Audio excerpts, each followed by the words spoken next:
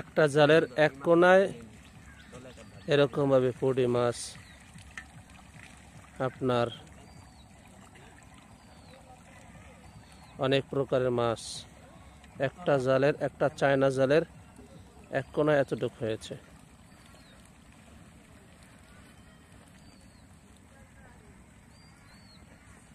মাদ্রাসার পাশেই জালটা পাতা হয়েছে।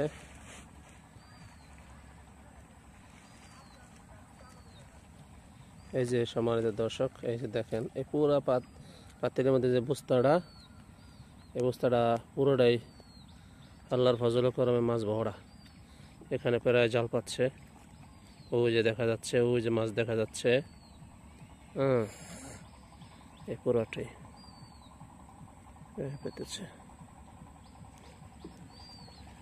ওই পর্যন্ত।